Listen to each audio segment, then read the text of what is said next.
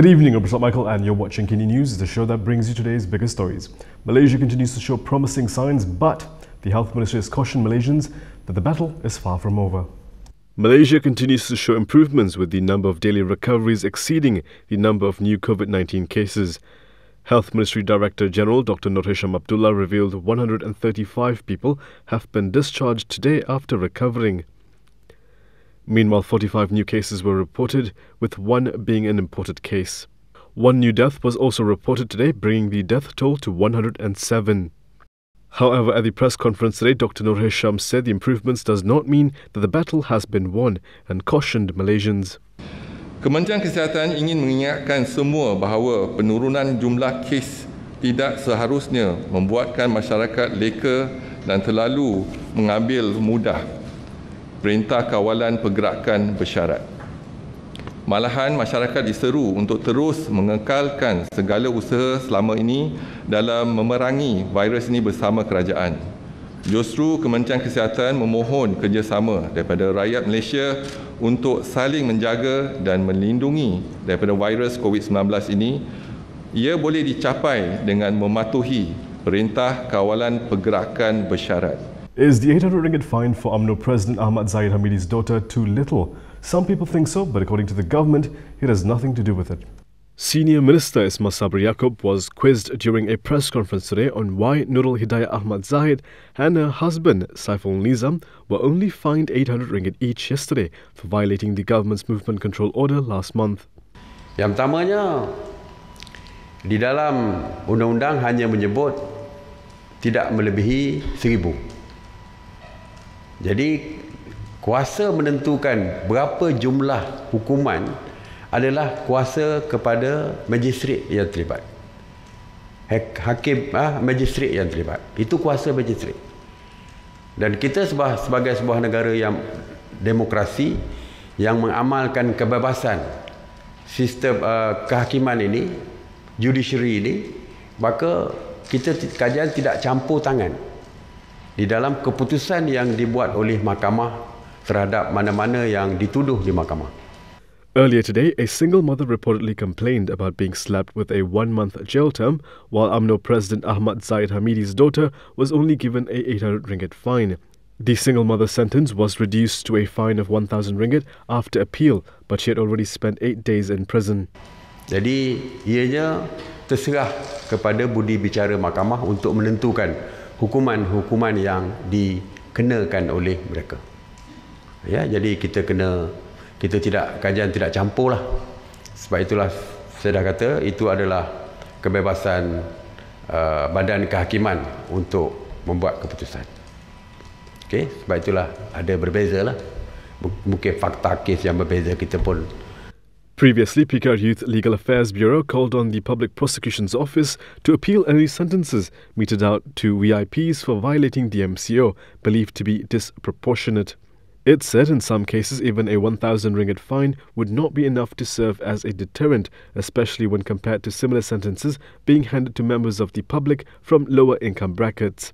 Yesterday, Nurulhidayah and her husband pleaded guilty to violating the MCO at the Putrajaya Magistrates Court. Meanwhile, the National Security Council will review its standard operating procedures on the management of COVID-19 quarantine centres after a recent escape of 6 foreigners from a facility in Kuala Lumpur. Dulu pun berlaku di Selangor Mansion, 2 yang lari. Kita laporkan kepada polis, pihak polis dapat menjejaki mereka dan tangkap mereka semula. Dan perkara yang sama akan dilakukan dan insya-Allah kita akan tengok dari segi SOP dan kita akan cek bagaimana mereka boleh lari daripada kawasan tersebut. Ya. Kita akan cek balik. Kalau SOP itu tidak ketat, kita akan lebih perketatkan. Not everyone appears to be a fan of the proposal made by Umno veteran Tajuddin Abdul Rahman for Bersatu members to join Umno. Apa perlunya bersatu tu? Kalau dia orang ikhlas untuk kembali kepada UMNO, katanya untuk kepentingan orang Melayu, perjuangan Melayu, Islam dan apa semuanya, masuk je dalam UMNO balik. Jadilah Perdana Menteri UMNO. This was the call made by UMNO's Tajuddin Abdul Rahman during an interview with Malaysia Kini and KiniTV last week. However, a Bersatu leader has dismissed the proposal. Calling it an irresponsible idea, Bersatu Supreme Council member Rais Hussein Muhammad Arif also disagreed with Tajuddin's proposal that Bersatu members should join UMNO. Rais Hussein said Bersatu should stay as Bersatu and let UMNO remain as UMNO. This is as Bersatu, an UMNO splinter party, had endured its own set of challenges to be part of the government after GE14 as part of the Pakatan Harapan coalition. Once rivals, the two are now partners in the Perikatan Nasional Federal Government. The Pastisal MP also assured that Muhyiddin would remain as Prime Minister should he become an UMNO member again. UMNO Deputy President Muhammad Hassan clarified recently that UMNO had never joined Perikatan Nasional, explaining that its involvement in the pact was simply to help solve a political crisis. He also noted that the ruling pact was not a registered entity. According to PKR President Anwar Ibrahim, Harapan is open to accepting Bersatu again, but only if the party agrees to follow the coalition's reform agenda.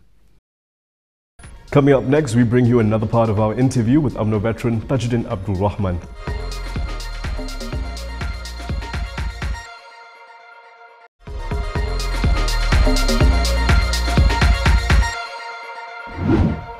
Has the pursuit for power put the UMNO PAS alliance, dubbed Muafakat Nasional, on the back burner? We spoke to UMNO's Pasir Salah MP Tajuddin Abdul Rahman, who has a lot to say on this issue. UMNO menang 5 pilihan raya kecil.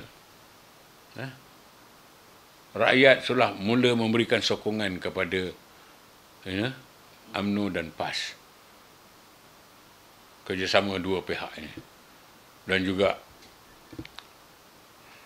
dapat sokongan daripada MCA, MIC dan juga mula mendapat tarikan daripada kaum Cina, India. Apa jadi lepas itu? Sepatutnya kita terus memperkokohkan Muafakat Nasional ini. Dan kita pun dah buat keputusan untuk membuat persiapan menghadapi pilihan raya yang ke-15.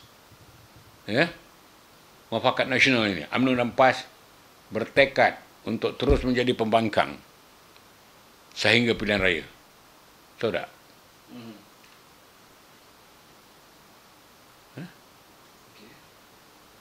Tetapi malangnya, malangnya ada orang sudah terpesong dia punya hala tuju. Muafakat Nasional sudah tak tahulah diketepikan ke apa ke, tampaknya sudah macam gaya sudah apa perkataan aku nak gunakan benda. Dah macam tak penting lagi dah.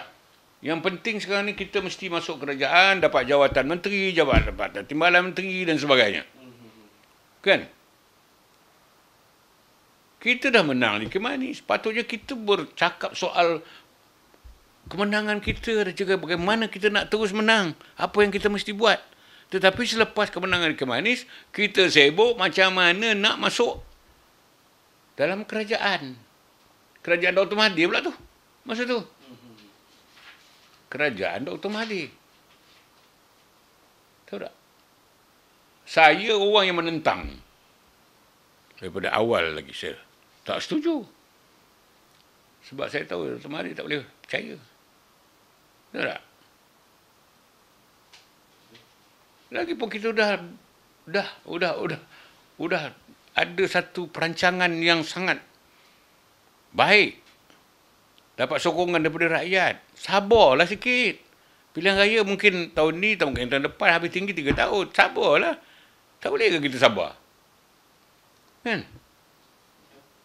Tetapi ada orang-orang tertentu, saya tak mau sebut nama lah, yang nampaknya lebih cenderung kepada nak cari jalan mudah.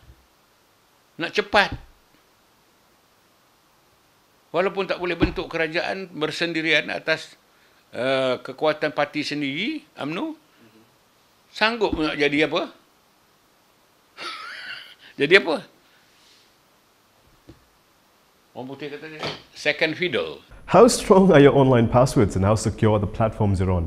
You're going to want to make sure it's strong for this next story.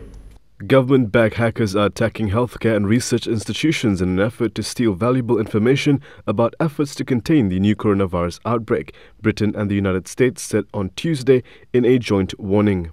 Today, the UK's National Cyber Security Centre and the US Cyber Security and Infrastructure Security Agency have published a joint warning about these groups, and we've offered some advice on the cyber criminals and other actors who are seeking to exploit COVID-19 through malicious cyber activity.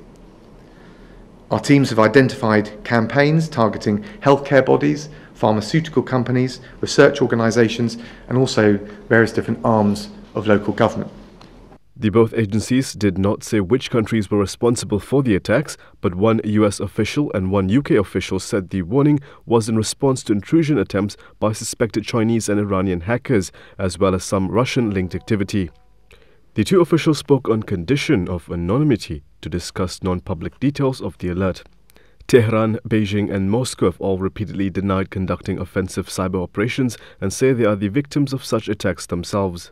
The warning follows efforts by a host of state-backed hackers to compromise governments, businesses and health agencies in search of information about the new disease and attempts to combat it. Reuters has reported in recent weeks that Vietnam-linked hackers targeted the Chinese government over its handling of the coronavirus outbreak and that multiple groups, some with ties to Iran, tried to break into the World Health Organization.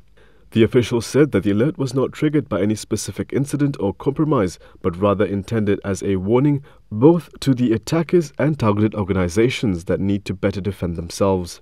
The agency said the hackers had been seen trying to identify and exploit security weaknesses caused by staff working from home as a result from the coronavirus outbreak. In other incidents, the attackers repeatedly tried to compromise accounts with a series of common and frequently used passwords, a technique known as password spraying. UK's official COVID-19 death toll is the highest in Europe. The United Kingdom has overtaken Italy to report the highest official death toll from the new coronavirus in Europe. Figures released on Tuesday showed.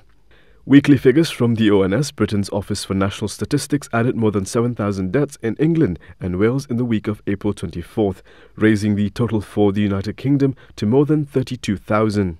The high toll could increase political pressure on Prime Minister Boris Johnson over his response to the crisis. Opposition parties have raised questions about Johnson's initial decision to delay a lockdown at a time when hospitals in Italy were already being overrun. They said the figures also proved that the government had been too slow to provide enough protective equipment to hospitals and introduce mass testing. Responding to the ONS figures, a Downing Street spokesperson pointed to Johnson's recent comments that Britain had passed the peak of the disease but remained in a dangerous phase. He also cited the advice of England's chief medical officer that different countries are recording different things in relation to deaths. The daily cumulative death toll published by Britain's government, which records deaths only for confirmed coronavirus cases, rose on Tuesday to 29,477, exceeding Italy's own daily toll for the first time. A Reuters special report published on Tuesday showed that even as the government was promising to protect the elderly and vulnerable from the deadly virus, local councils said they did not have the tools to carry out the plan and were often given just hours to implement new government instructions. And that is all from me today. For more stories, you can go to KiniTV.com. You can also follow us on Instagram, Twitter, YouTube and Facebook for the latest news updates. I'll see you again tomorrow, same time, same place. I'm Michael. Thank you for watching.